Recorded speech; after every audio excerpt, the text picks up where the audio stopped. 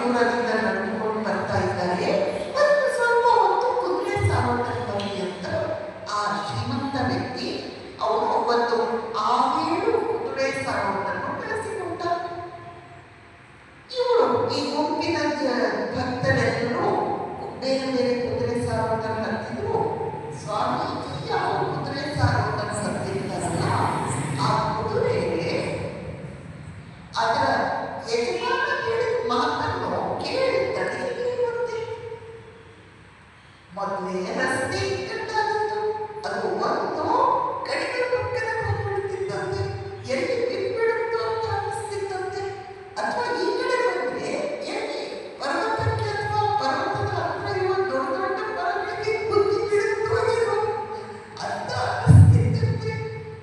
ಆ ಕುದುರೆಗೆ ಸ್ಟ್ರೇಟ್ ಹೋಗ್ಲಿಕ್ಕೆ ಬರ್ತಿರ್ಲಿವಂತೆ, ಅದು ವಕ್ರಕ್ಕೆ ಹೋಗ್ತಿತ್ತು.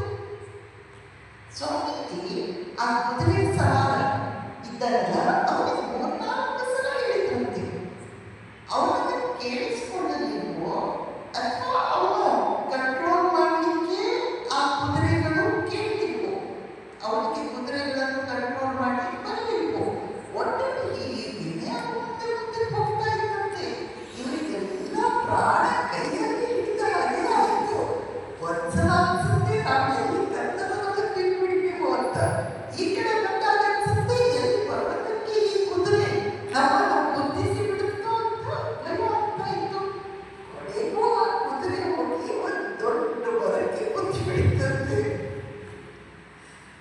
ಆ ಗುದ್ದಿದ ಹೊಡೆತಕ್ಕೆ ಕುದುರೆ ಒಂದು ಕಡೆ ಬಿಟ್ಟು ಈ ಸಾರೋಟಿನ ಭಾಗ ಅದು ಒಂದು ಕಡೆ ಬಿಟ್ಟು ಆ ಕುದುರೆ ಒಳಗಿರುವವರು ಎಲ್ರಿಗೂ ಸಣ್ಣ ಪುಟ್ಟ ಗಾಯಗಳಾಗುವಂತೆ. ಅಷ್ಟರಲ್ಲಿ ಕೆಲವು ಕುದುರೆ ಗಾಡಿಗಳು ಮುಂದಕ್ಕೆ ಹೋಗಿದ್ವಲ್ಲ ಅವ್ರು ನಿಲ್ಲಿಸಿದ್ರು. ಅವ್ರು ಬಂದು ಇವರಿಗೆ ಸಹಾಯ